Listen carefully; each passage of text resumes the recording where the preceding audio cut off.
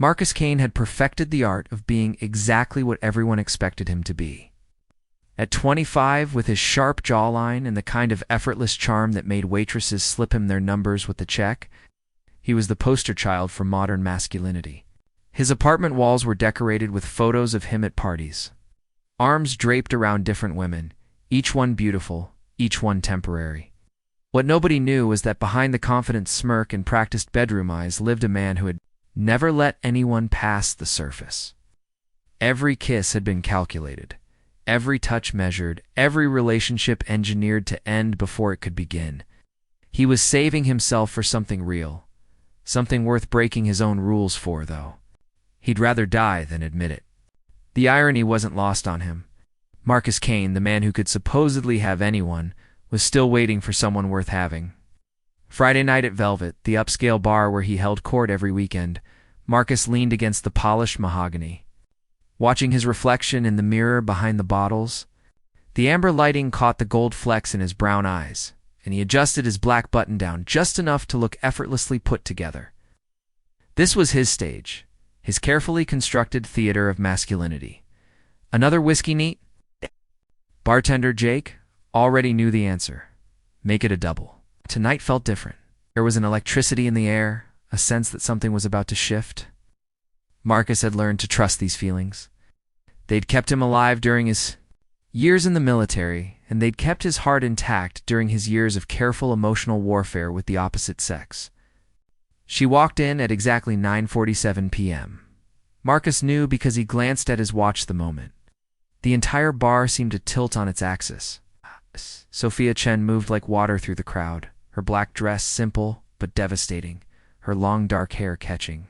The light as she moved, but it wasn't her beauty that stopped him cold. It was the way she looked at him when their eyes met across the room. She saw through him immediately. Not the charming facade, not the carefully curated image of the Heartbreaker. She looked at him like she could see the lonely man underneath. The one who went home to an empty apartment every night and wondered what it would feel like to let someone in. It terrified him. She's trouble, muttered his friend Ryan, appearing at his elbow with two women already hanging on his arms. That's Sophia Chen, just moved here from San Francisco. Word is, she eats guys like us for breakfast. Marcus kept watching as she ordered a martini, extra dry, no olive. The bartender fumbled with the shaker, clearly affected by her presence, but she paid him no attention. Her focus remained fixed on Marcus with an intensity that made his chest tight. Guys like us? Marcus finally tore his gaze away. Rich, powerful, used to getting what we want. Ryan grinned. Apparently she's some hotshot architect. I made partner. At 28, cold as ice according to my sources. But Marcus had seen something in her eyes that Ryan had missed. Heat. Recognition. A challenge that made every nerve in his body come alive. She approached him with the confidence of someone who had never been told no, her heels clicking against the hardwood floor like a countdown. When she stopped in front of him, close enough that he could smell her perfume, something floral and expensive, Marcus realized he was holding his breath. You're staring, she said, her voice low and smooth like aged wine. She smiled, but it didn't reach her eyes. That's your opening line? I was expecting something more original from the infamous Marcus Kane. The fact that she knew his name shouldn't have surprised him. In their circles, reputations preceded introductions, but hearing it from her lips sent an unexpected thrill through him. Infamous is a strong word. Is it? She tilted her head. Studying him like he was a puzzle she was determined to solve. How many hearts have you broken this month? The question hit harder than it should have. I don't break hearts. I'm very clear about my intentions. Which are? To have a good time. No strings, no expectations, no promises I can't keep. Something flickered across her face. Disappointment, relief, he couldn't tell. How refreshingly. Honest. She raised her martini glass in a mock toast. 2 good times and broken expectations. They talked until the bar started emptying, their conversation dancing between flirtation and interrogation. She was sharp, sharper than anyone he'd ever met, and she wielded her intelligence like a weapon. Every question she asked seemed designed to strip away another layer of his carefully constructed armor. "So what's your story?" she asked as they stood outside on the sidewalk, the cool October air sobering after the warmth of the bar. "What makes you think there's a story? Everyone has a story. Yours is just buried deeper than most." Marcus looked at her in the streetlight. The way shadows played across her face, the way she waited for his answer without fidgeting or looking away. This was the moment. The moment he usually made his excuses and disappeared before things could get complicated. Instead, he heard himself say, "Would you like to find out?" Her smile was different this time. Real. Dangerous. "I thought you'd never ask," as they walked toward his building. Marcus felt something he hadn't experienced in years. The terrifying, exhilarating sensation of being completely out of control. For the first time in his carefully orchestrated life, he had no idea what came next. And for the first time in years, he didn't want to run from that feeling. He wanted to dive headfirst into it. Marcus's penthouse apartment was a study in controlled perfection. Flatuzling windows overlooked the city skyline. Modern furniture arranged with mathematical precision, and expensive art hanging at exact intervals on pristine white walls. Everything is Steisenist to comfort. It was the home of a man who never planned to stay long enough to get comfortable. Sophia moved through the space like she was cataloging it, her architect's eye taking in every detail. She paused at his bookshelf, running her fingers along the spines of books that looked too perfectly arranged, too deliberately chosen. Hemingway, Fitzgerald, Kerouac, she read aloud. The holy trinity of emotionally unavailable men. Their classics. Their cliches. She pulled out a worn copy of The Sun Also Rises, its pages yellowed with age. Unlike the other books, this one had actually been read, but this one's different. I've had this since college. It wasn't a question. Marcus felt exposed, as if she could read the story of his life in the margins he'd scribbled years ago. When he still believed in love, and forever, and all the things he'd spent the last 5 years running from. "How did you know?" Instead of answering, she moved to the window, looking out at the city lights stretching endlessly below. "It's beautiful up here. It's like you're above it all, untouchable." There was something in her tone that made his chest tighten, not admiration. Something sadder? "Would you like some wine?" He needed something to do with his hands, some way to regain control of the situation. "Red, if you have it." He poured 2 glasses of a Bordeaux that cost more than most people's rent, his hands steadier than he felt. When he handed her the glass, their fingers brushed, and he felt that same electric shock he'd experienced at the bar. "So," she said, settling onto his leather couch with fluid grace, "want to be about the last woman you actually cared about?" The question hit him like a physical blow. He'd been expecting seduction, not interrogation. That's quite an assumption. Is it wrong? Marcus sat across from her, maintaining careful distance. "What makes you think there was anyone?" "'Cause men like you don't become men like you without a reason." She took a sip of wine, watching him over the rim of her glass. "And instead of fixing yourself, you decided to make sure it never happened again." The accuracy of her assessment was breathtaking and terrifying. "You seem to have me all figured out. Not all of you, just the parts you show the world."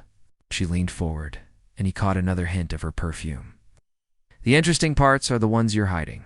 "What makes you think I'm hiding?" "Anything. Because I'm hiding things too."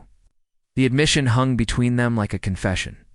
Marcus felt something shift in the air, a crack in the wall they'd both built around themselves. "What kind of things?" Sophia set down her wine glass and moved closer until she was close enough to touch. It's the kind that would surprise you. Her hand found his chest, right over his heart, and Marcus felt his carefully constructed world begin to crumble. This wasn't how it was supposed to go. He was supposed to be in control, leading the dance, calling the shots. Instead, he felt like he was drowning. "Sophia," he started, but she pressed her finger to his lips. "You talk too much." When she kissed him, it wasn't the practiced, calculated kiss he was used to giving and receiving. It was raw, desperate, full of years, of loneliness and longing that mirrored his own. For a moment, he forgot to perform, forgot to maintain his image, forgot everything except the way she tasted and the way her body felt pressed against his. Then reality crashed back in. He pulled away, breathing hard, his heart hammering against his ribs. This was dangerous territory. This was exactly what he'd spent years avoiding. "We should slow down," he said, hating how his voice sounded. Something flickered across her face. Hurt? Rejection? She pulled back, smoothing her dress, her walls slamming back into place. "Of course, I forgot who I was dealing with." Her voice was ice again, all warmth extinguished. "The great Marcus Kane doesn't do complications. Not that simple, isn't it?" She stood, grabbing her purse. "You want me? I want you. But you're too afraid to let it be real, so you'll sabotage it before it can threaten your precious." "Control? You don't know what you're talking about, don't I?" She moved toward the door, then turned back. "Tell me something, Marcus. When was the last time you let someone see you without the mask? When was the last time you were honest about what you wanted?" The questions hung in the air like accusations. Marcus wanted to answer, wanted to tell her that he hadn't taken off the mask in so long he wasn't sure what was underneath anymore. That he was terrified she'd see the real him and find him lacking. That he'd rather keep her at arm's length than risk discovering he wasn't worth loving. Instead, he said nothing. "That's what I thought." She opened the door, pausing in the threshold. "For what it's worth, I think the man underneath all that armor might actually be worth knowing. Too bad you'll never let anyone find out." Door closed behind her with a soft click that sounded like a gunshot in the silence. Marcus stood alone in his perfect apartment, surrounded by his perfect things, feeling more empty than he had in years. He walked to the window where she'd stood, looking out at the city lights that suddenly seemed less like stars and more like reminders of all the lives he was watching from a distance. Too afraid to join, his phone buzzed. A text from Ryan. "How'd it go with the Ice Queen? Did you crack her?" Marcus stared at the message for a long time before typing back. "She cracked me." But he deleted it before sending, typing instead, "Nothing worth mentioning."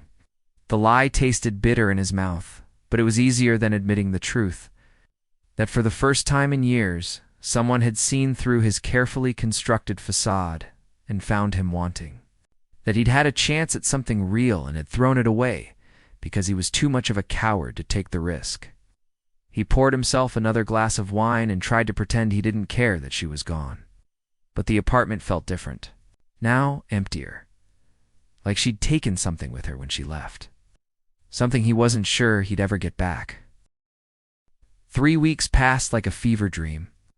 Marcus threw himself into work with the kind of desperate intensity usually reserved for addicts trying to quit cold turkey.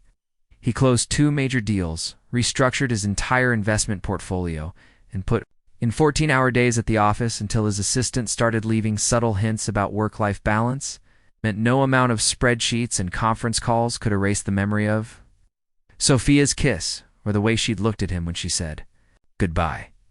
Like she'd seen straight through to the scared boy he'd been trying to hide since he was 17, and Carolyn Peterson had shattered his heart into pieces so small he'd never quite managed to put them back together. Friday night found him at Velvet again, nursing the same whiskey neat, and trying to pretend he wasn't scanning every face that walked through the door. Ryan had brought his usual entourage of interchangeable blondes, all of them gorgeous, all of them boring, all of them exactly the kind of safe, temporary distraction Marcus had built his reputation on. "Earth 2, Kane." Ryan snapped his fingers in front of Marcus's face. "Tiffany asked you a question?" Marcus looked at the woman beside him. Tiffany. Or maybe it was Brittany. She had the kind of practiced smile that never quite reached her eyes. And a dress that cost more than most people's cars. "Sorry, what was that?" "I was asking about your place in the Hamptons." Ryan says, "You throw amazing parties there." The Hamptons house. Another carefully constructed piece of his image. A place designed for weekend escapes and meaningless encounters. Decorated by professionals who specialized in making temporary feel permanent. "Maybe you'd like to see it sometime," he heard himself say. The words automatic, empty. She lit up like Christmas morning. "I'd love that." But even as she leaned closer, pressing her surgically enhanced curves against his arm, Marcus felt nothing. No spark, no interest, no desire to continue the dance he'd perfected over the years. It was like trying to feel aroused by a mannequin. "Excuse me," he said, standing abruptly. "I need some air." Outside, the October night was crisp and clear, the kind of weather that made the city feel alive with possibility. Marcus loosened. His tie-in tried to figure out what was wrong with him. He'd never had trouble going through the motions before. Even when his heart wasn't in it, his body had been a reliable participant in his carefully orchestrated charade. Ow, even that Felt broken. He looked like hell. He turned to find Sophia emerging from a cab dressed in dark jeans and a cashmere sweater that made her look younger, softer, more approachable than the woman who'd left his apartment 3 weeks ago. She was with another woman, a redhead with kind eyes and a knowing smile. Sophia. Her name came out rougher than he intended. Marcus. She dismissed the cab and walked over, her friend trailing behind with obvious curiosity. "This is my sister Emma. Emma, this is the infamous Marcus Kane." Emma's eyebrows shot up. The Marcus Kane. She looked between them with the kind of interest that suggested Sophia had told her exactly what had happened. "I can see the appeal, Emma," Sophia warned. "What?" "I'm just saying, if you're going to have a spectacular crash and burn, might as well be with someone who looks like that." Heat crept up Marcus's neck. Crash and burn. That's what she called it, Emma said cheerfully, ignoring her sister's death glare. A spectacular crash and burn with a man who's too afraid of his own feelings to function like a normal human. Being Emma. I'm paraphrasing, but that was the general gist. Marcus looked at Sophia, who was studying her shoes like they held the secrets of the universe. "Is that really what you think? Does it matter what I think?" "Yes." The word came out with more force than he intended. "Yes, it matters." She looked up then, and he saw something in her eyes he hadn't expected. Hurt. Real, raw hurt that cut through him like a blade. "You made it very clear what you thought of me, of us. It was just a convenient distraction until things got too real. That's not true, isn't it?" She stepped closer, and he caught that familiar scent of her perfume. "Tell me, Marcus, any women have you been with since that night?" The question hung between them like a challenge. He could lie, should lie. It would be easier, cleaner, more in character, with the image everyone expected him to maintain. Instead, he found himself telling the truth. None. Something flickered. Across her face, surprise, hope, fear, none. "I tried." He glanced back toward the bar where he could see Tiffany or Brittany through the window. He's probably wondering where he disappeared to. "Believe me, I tried. But every time I looked at someone else, all I could see was you." Emma made a small sound that might have been an awe or might have been indigestion. Sophia shot her a look. "Can you give us a minute?" "Gladly. I'll be inside, probably charming your friend Ryan into buying me expensive drinks." Emma grinned and disappeared into the bar, leaving them alone on the sidewalk. The silence stretched between them, full of things neither of them knew how to say. "I can't stop thinking about you," Marcus said finally. "I've tried. God knows I've tried. But you're in my head, under my skin, in places I thought I'd sealed off years ago, Marcus. Oh, I know I screwed up. I know I hurt you. I know I'm probably the last person you want to see right now, but I need you to know that what happened between us, that wasn't nothing. That was everything. That was the first time in years I felt anything real, and it scared the hell out of me." She was quiet. For so long, he thought she might walk away again. Then she said, "Why are you telling me this?" "Because I'm tired of being afraid. Because I'm tired of hiding behind walls I built to protect a heart that's been empty for so long. I forgot what it felt like to be full." He stepped closer, close. Enough to touch her if he dared. "Because I think you might be worth the risk." "Might be?" You are worth the risk." She looked at him for a long moment, and he could see her weighing his words against his actions, measuring the man standing in front of her against the one who'd pushed her away 3 weeks ago. "One chance," she said finally. "One real chance. No games, no walls, no running away when things get complicated.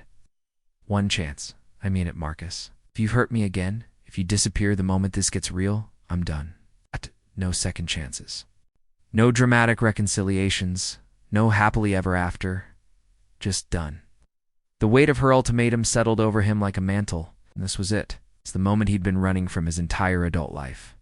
The moment when he had to choose between the safety of his carefully constructed loneliness and the terrifying possibility of actually letting someone in. I understand. Do you?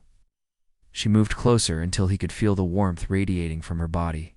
Because I'm not looking for a casual fling or a convenient distraction. I'm looking for someone who wants to build something real, something that lasts.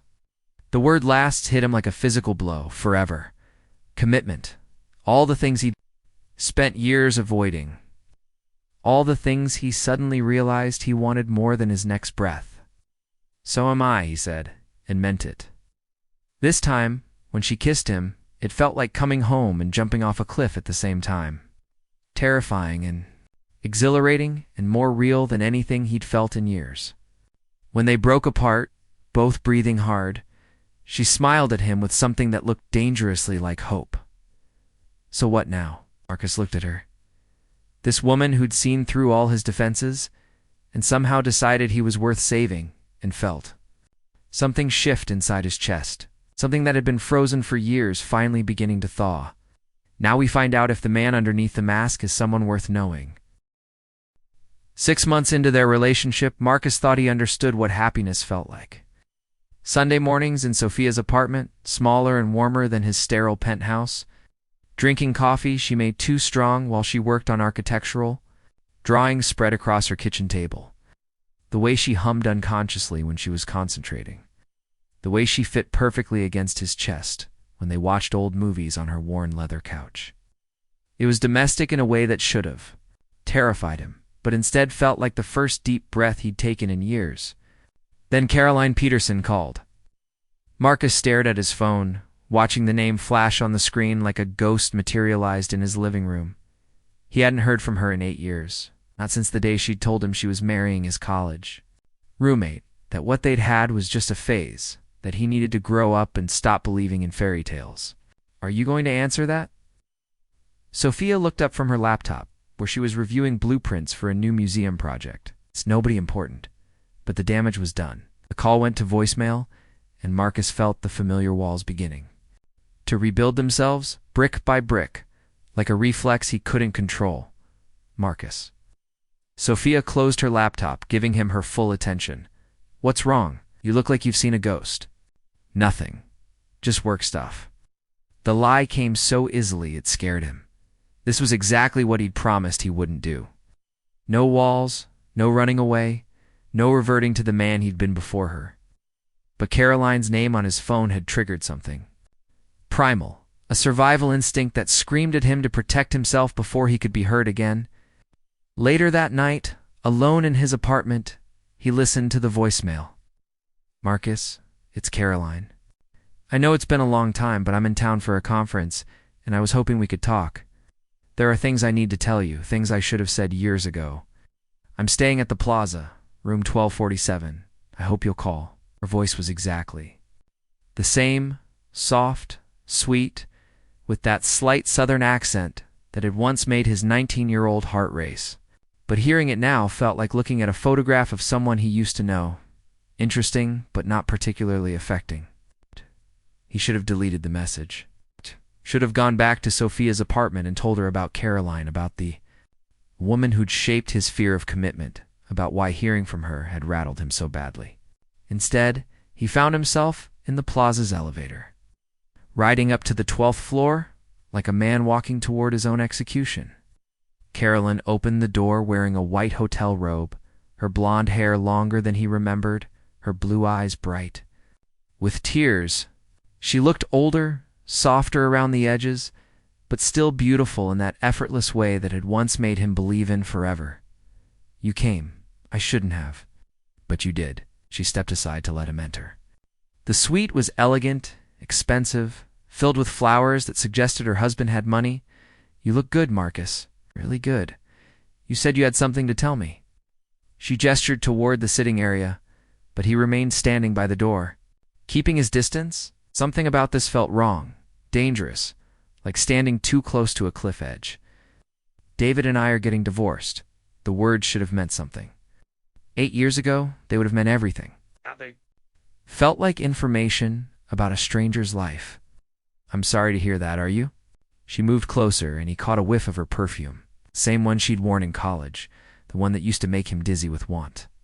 Because I keep thinking about what might have happened if I'd made different choices. If I'd chosen you instead of him. Carolyn. I was young, Marcus. Scared.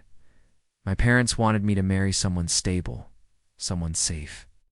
David was pre-med from a good family. You were this wild, passionate artist who wanted to change the world. They convinced me you'd never be able to provide for a family. So you married him. Tears spilled down her cheeks, and spent 8 years wondering if I'd made the biggest mistake of my life. Yes. She was close enough to touch.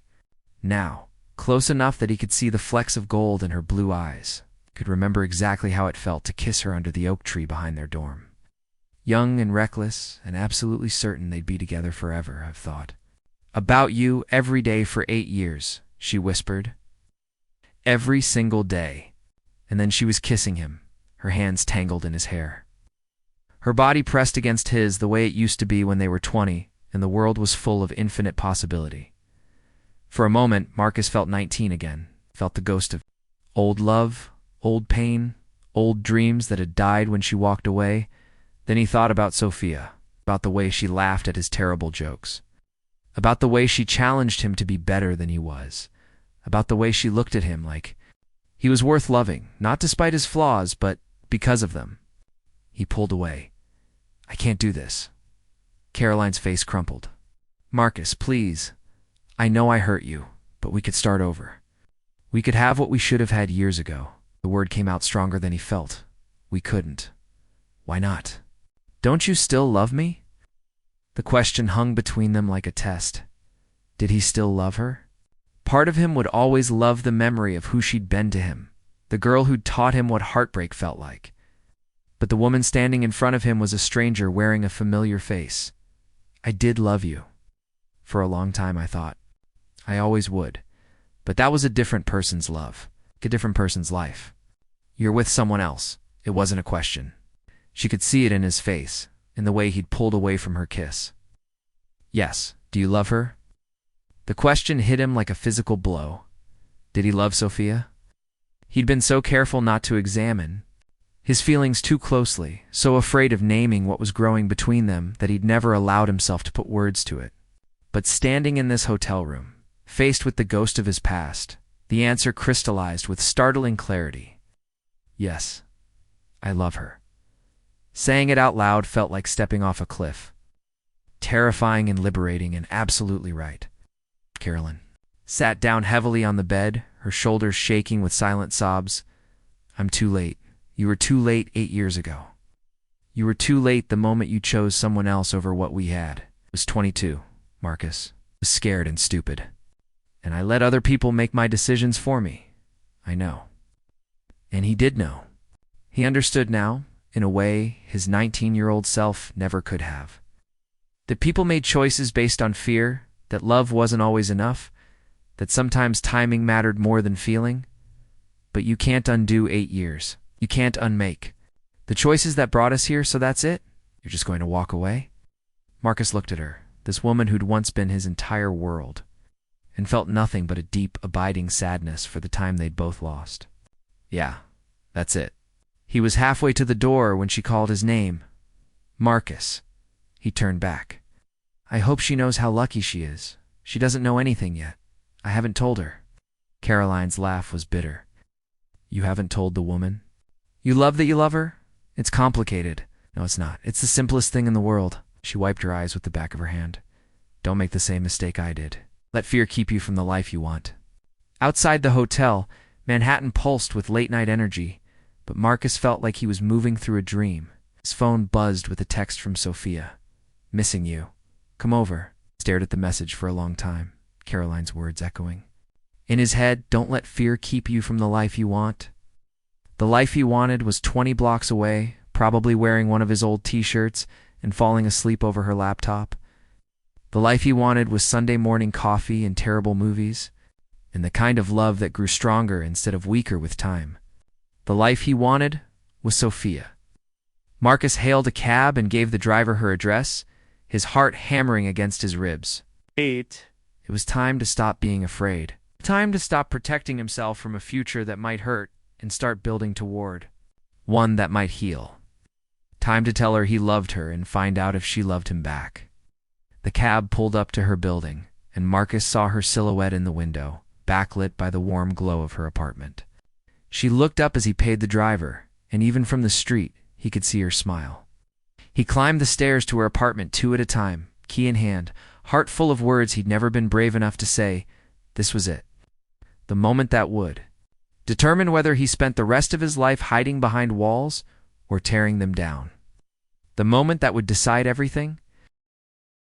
Sophia opened the door before Marcus could use his key, her face bright with the kind of smile that made his chest tight with things he'd never learned how to say. She was wearing one of his Columbia t-shirts, her dark hair twisted up in a messy bun, her feet bare on the hardwood floor. She looked like home. "You got here fast," she said, stepping aside to let him in. "I just texted you 20 minutes ago. I was already on my way." Something in his voice made her pause. She studied his face with those sharp eyes that had seen through him from the very beginning, cataloging the tension in his shoulders. The way his hands were clenched at his sides, the storm she could see brewing behind his carefully controlled expression. What's wrong? This was the moment. The moment he could lie, deflect, retreat behind the walls that had protected him for so long. The moment he could choose safety over truth, isolation over intimacy, the known pain of loneliness over the unknown risk of love. Instead, he said, "Caroline called." Sophia went very still. She'd never asked about his past, never pushed him to share the stories that had shaped his fear of commitment. But she was too intelligent not to have guessed there was someone. Some ghost that haunted his careful distance. Some wound that explained why a man who could have anyone chose to have no one. Caroline is the woman who taught me that love wasn't enough. The words came out harsh, bitter. The woman who chose someone else over what we had because I wasn't safe enough, stable enough, good enough. Sophia closed the door and leaned against it, her arms crossed over her chest. What did she want? To tell me she's getting divorced? To tell me she's thought about me every day for 8 years? To tell me we could start over? The silence that followed was deafening. Marcus watched emotions flicker across Sophia's face like clouds moving across the sun. Hurt, fear, something that looked dangerously like resignation. And what did you tell her? Told her no. Why? The question hung between them like a challenge. Why had he said no? Why had he walked away from the woman who'd once been his entire world? It's the woman whose rejection had shaped every relationship he'd had since. Because I'm in love with you. The words fell between them like stones dropped in still water, sending ripples through the careful equilibrium they'd built over the past 6 months. Sophia's eyes widened, her lips parting in surprise, and Marcus felt the ground shift beneath his feet. "You're in love with me?" Desperately, completely, in ways that scare the hell out of me. He moved closer, close enough to touch her if he dared. "I've spent 8 years building walls to protect myself from feeling this way again. But you walked into my life and tore them down like they were made of paper." Tears gathered in her eyes, and Marcus felt his heart stop. "Sophia, please say something, you idiot." The words came out choked, half laugh, half sob. "You beautiful, stubborn, terrified idiot." That's not exactly the response I was hoping for. She launched herself at him, her arms wrapping around his neck, her mouth finding his in a kiss that tasted like tears and relief and promises neither of them had been brave enough to make until now. "I love you too," she whispered against his lips. "I've loved you since that first night when you were too scared to let me in. I've loved you through every wall you built, every time you ran away, every moment you convinced yourself you weren't worth loving." Marcus pulled back to look at her, this woman who'd seen him at his worst and somehow decided he was worth fighting for. "Even when I was an ass?" "Especially when you were an ass. It meant you cared enough to be scared." He kissed her forehead, her cheeks, the corner of her mouth where she was still smiling through her tears. "I don't know how to do this. Know how to be in love without being terrified. We'll figure it out together." She took his hands in hers, threading their fingers together. "But Marcus, I need you to promise me something. Anything. No more running, no more walls, no more letting fear make your decisions for you." Her grip tightened. "If this gets hard, if it gets scary, if it gets messy, we face it together. Deal?" Marcus looked into her eyes, those dark, intelligent eyes that had seen straight through to his soul from the very beginning, and felt the last of his defenses crumble. This was what real love looked like. Not the desperate, clinging thing he'd shared with Caroline, built on youth and inexperience and the fear of being alone. This was something deeper, stronger, built on truth and acceptance and the kind of courage it took to let someone see you completely. "Deal. Good."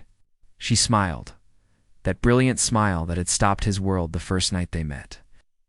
"Now take me to bed and show me what it feels like when Marcus Kane stops pretending he doesn't have a heart." Later, as they lay tangled together, in her sheets, Sophia's head on his chest, Marcus marveled at how different this felt from every other night he'd spent with a woman. There was no urgency to leave, no careful distance to maintain, no performance to keep up. Just the steady rhythm of her breathing, the weight of her body against his, the profound peace of being exactly where he belonged. Happens now, he thought about it. This question that would have sent him running 6 months ago. What did happen now? How did a man who'd spent his adult life avoiding commitment navigate the terrifying, exhilarating territory of actual love? Now we see what forever looks like. She lifted her head to look at him, her hair spilling across his chest like silk. Forever is a big word. It's the right word. He brushed a strand of hair away from her face, marveling at how natural the gesture felt. "I know I'm not easy. I know I come with baggage and scars and a tendency to panic when things get real. But I'm done running, Sophia. I'm done protecting myself from the best thing that's ever happened to me. Even if it's messy. Especially if it's messy, real love is supposed to be messy." She kissed his chest, right over his heart and Marcus. Felt something settle into place, something that had been restless and searching for years finally coming home. "I love you," she whispered. "I love you too." 3 simple words that changed everything. Outside, the city hummed with the energy of 8 million people chasing their dreams, building their lives, learning how to love and be loved. But inside, Sophia's small apartment, wrapped in each other's arms, Marcus Kane finally understood what he'd been searching for all along. Not perfection, not safety, not the absence of risk. Just this. This woman, this moment, this fragile, beautiful, terrifying thing called love that was worth every wall he'd had to tear down to find it. He'd spent years believing that some hearts beat slower than others, that his was too cautious, too damaged, too afraid to love the way other people did. He'd been wrong.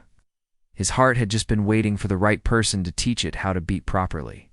And now, with Sophia sleeping in his arms and forever stretching out before them like an uncharted country, Marcus Kane finally knew what it felt like to be completely, irrevocably, beautifully alive. The end asterisk liked this video if the story touched your heart. Subscribe for more emotional tales, and share with someone who believes in the power of true love. And let us know in the comments. We love connecting with our global community of romance lovers.